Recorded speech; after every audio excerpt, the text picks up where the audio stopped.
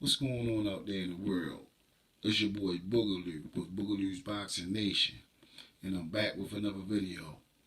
But before I get into this video, I need y'all to subscribe. Subscribe. Now let's get it. Shakur Stevenson. Man, they going to town on Shakur Stevenson on social media. They is really going to town on Shakur Stevenson. I'm just going to give my opinion on Shakur Stevenson. We all know what happened in Houston, Texas. Takeoff was fatally shot and killed, and we know that Shakur Stevenson was right there. So people right now are asking, is it a good look for Shakur Stevenson to be managed by Jay Prince? My opinion is no. And I believe that the reason Andre Ward stepped aside from Shakur Stevens' managerial team is because of Jay Prince. We all know Andre Ward gonna keep that squeaky clean image, and we all know that he ain't gonna be involved in the foolishness. So I really believe that that's how that came to be, him not being on his managerial team. You also don't see Terrence Crawford around a lot, or almost any when, they out in the little gatherings, the little parties, with J. Prince Jr. and all those guys. Excuse me.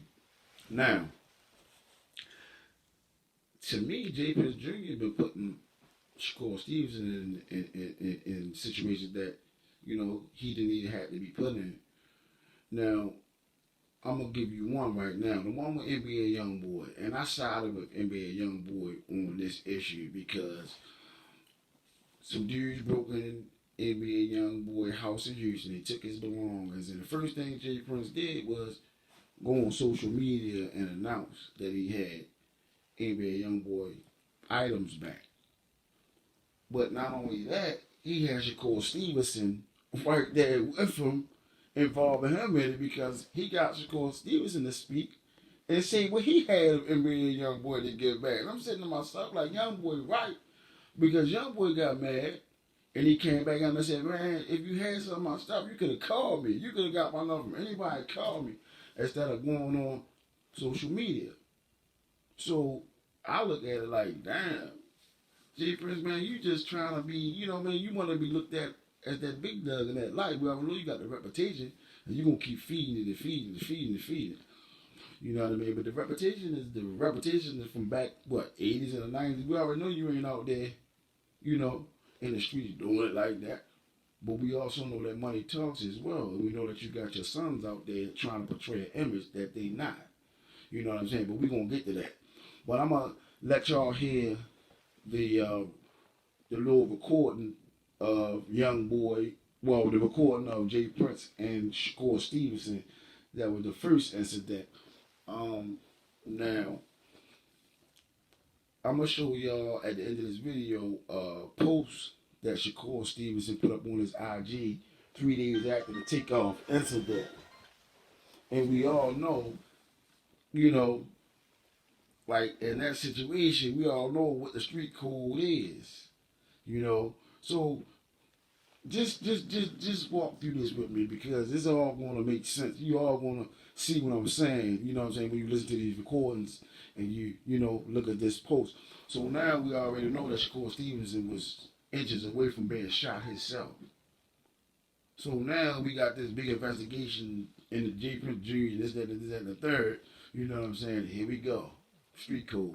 Snitching, this, that, and the third, boom, boom, boom, boom, boom. So you already know. So I'm gonna let you see the IG post that Shakur Stevenson posted 3 days after. It was almost like Shakur Stevenson didn't care that he was just standing right there next to him. I don't really believe he made a post about takeoff until I think 2 or 3 days later. And the picture that he took with him, I'm going to try to get this picture for y'all too. The picture that he took with him, with Quavo and Takeoff, looked like he didn't even want to be there with him in the picture. But I'm also going to let y'all hear a conversation that Jay Prince had with Shakur Stevenson. I just want to, let y'all see what you know what I mean. Let y'all see what type of conversations he's having with, like, what type of, like, it's like, it seems like more like a montage. I mean, you know, Shakur Stevens, you're a boxer. You know what I mean? I just can't see why these people who done made it, who done got the blessing, want to be street guys.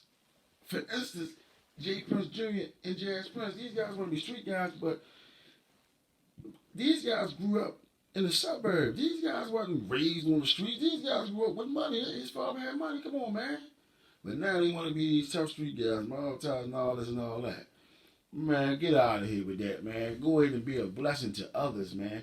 Go ahead and live your life clean, man. You already are a blessing. You've been born into money. So just go ahead and live your life and try to be a blessing to others. You got I mean, you was born into it. You know what I mean? But yes, I think it's a bad look for Shakur Stevenson to be managed by Jay Prince from the outside looking in. And we also can take it back to when Floyd Mayweather was managed by Jay Prince. Jay Prince helped get him out that deal that he was in with Bob Arum. You know? But you see Floyd Mayweather shook away from that. And I don't even believe that they have a good relationship to this day. You know? But thank God that Shakur Stevenson wasn't killed in that, takeoff situation. So now, man, I believe Shakur Stevenson will get pulled up just like everybody else by them fans when they come for questioning. And the post that Shakur Stevenson put on there, I'm going to let you see, and y'all just let me see what kind of stuff is going on, street stuff, man. Shakur Stevens is a talented boxer, very talented boxer, man. You should just stick to that, Shakur, to the boxing. You know what I mean? But, yeah, if you ask me, I think it's a bad look. It is what it is. I'm gonna let y'all be the judge. I'm gonna play these recordings and let y'all see this food and just look and see what type of, lifestyle that, what I mean, he's involved in when he with Jay Prince and Jay Prince Jr. and them in Mob Town. You already see Takeoff just lost his life. So it is what it is. It's your boy Boogaloo with Boogaloo Boxing Nation, signing off. I got a call, you know what I mean, because the little homie young boy place got broke into. People went in his place, disrespected different things, and I got a call about it. And the little homies that went into this place want to make that right because they understand that, you know what I mean, young boy family is okay with me. And as you can see, homie, to make a long story short, I got your keys to your Rolls Royce. I got your keys to your McLaren. All that shit that they took. And the homie, Shakur, what you got, homie? You got your Rolls Royce umbrellas. You got your keys. You got a bunch of other shit. So get in contact with us, bro. Get your shit back, bro. All good. Waiting on you.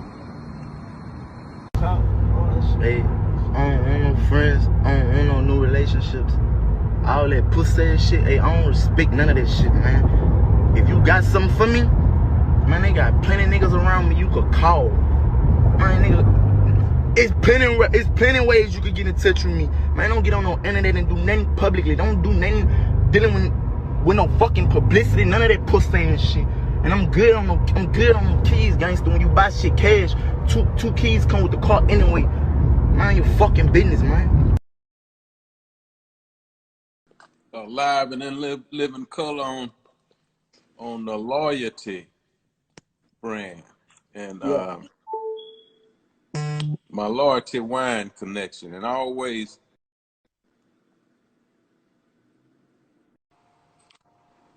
begin this by asking everybody who I'm interviewing, what does the word loyalty means to you?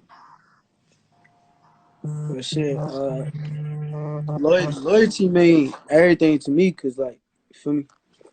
My people like that I let like around me and like everybody like that get to be inside my circle and stuff like that.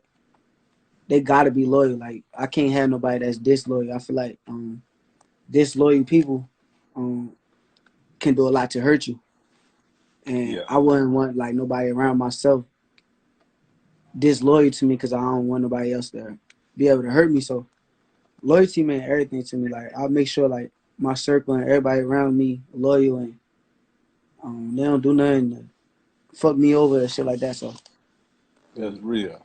That's yeah, real. And you know, the feeling is mutual. You know, I everything I built, you know, I built it on the foundation of loyalty, and that's why, you know, it's hard for me to get away from that name. You know, I don't ever want that name to be forgotten about or diminished to the extent where people feel like snitching, for example. You know what I mean? A lot of people feel like, you know, they want to make that be all right. You know what I mean? When individuals have made different oaths and chose to make different decisions and different things where their life is concerned, and then when it don't go right, they want to be disloyal. So yeah, you know, I respect that to the fullest, man. And I happen to be one of those individuals that's in your circle. So, you yeah, know, with me and you together, we can't have none of that weak shit around us where disloyal people are concerned, whether it be male or female. You know, we want them all to be loyal. yeah. I appreciate you for that too, and I learned a lot from you and seeing everybody that's in your circle too, and that kind of make sure I keep my circle tight and make sure I had the right people around me, and like you said, you in my circle. So Yeah. just watching you and seeing everything you do, it motivate me to